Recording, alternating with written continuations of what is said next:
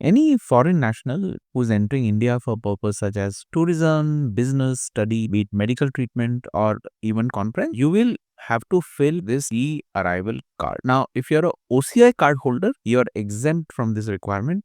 I know there could be some confusion whether you need to fill it or not. OCI card holder, Indian citizen and certain resident who are on long-term visa don't require to fill in. Any foreign visitor, they can do this online pre-arrival declaration, and once you fill the application, you will get a QR code or a confirmation which is generated to be presented at the time of immigration when you reach India. This also helps Indian authorities manage arrival efficiently and reduces the paperwork at the airport. It's a win-win for both. The card holder, if you have filled the form, you don't have to worry. This was actually not required because at the immigration, Indian national and OCI card holder, they are considered at par when you are coming into the country. So you can see this on the screen, and the foreign nationals, they have a separate line. So all is good. If you have filled form, there is absolutely no problem. If you are frequently traveling to India and once you have done with your e-arrival card, next time you can just go to this passport number, nationality, enter the captcha, and this will get pre-filled. Right now, we are assuming that this has not been filled and you're doing for the first time. So firstly, everything what you're entering has to match with your passport, and depending on your travel date, arrival, and all other details, we will see how to fill.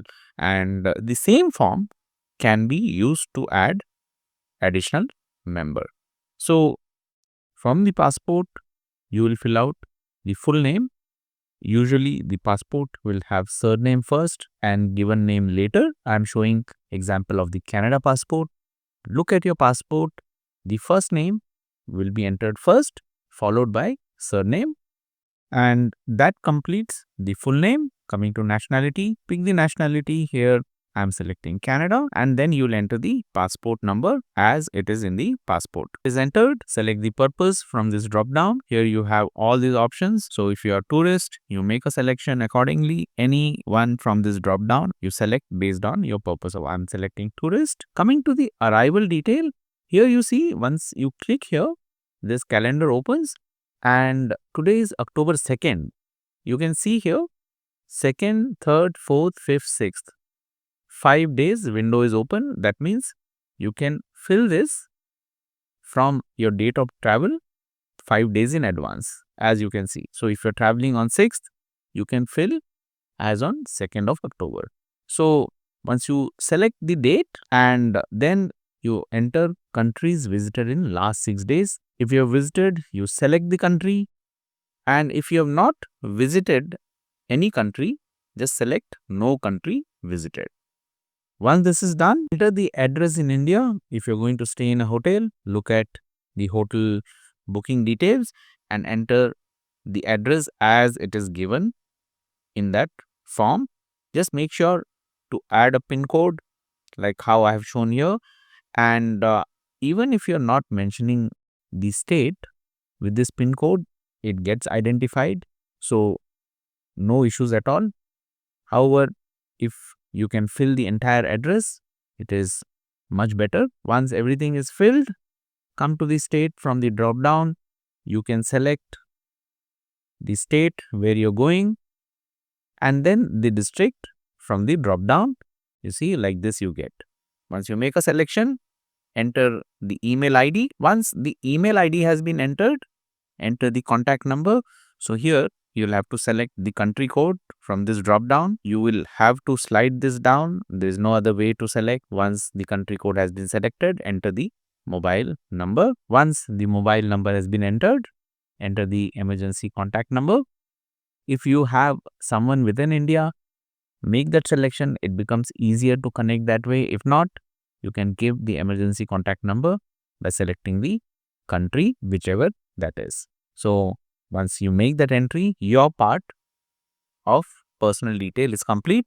In case you want to add a member, You can add a member by clicking here and then entering the full name, passport number, nationality, and rest of the detail. Hopefully it is same address, contact detail, everything.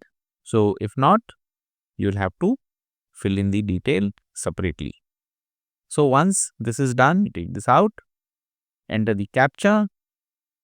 CAPTCHA is here. You match that CAPTCHA, and once it is matching, you do the declaration. I declare that the information provided above is true and accurate, and I understand that by providing false information, it may result in denial of entry or legal consequence. So once this is done, go ahead and click submit. Once this is done, your e-arrival card confirmation you will get, and with that, when you disembark, you just show that, and the process is going to be much quicker and faster.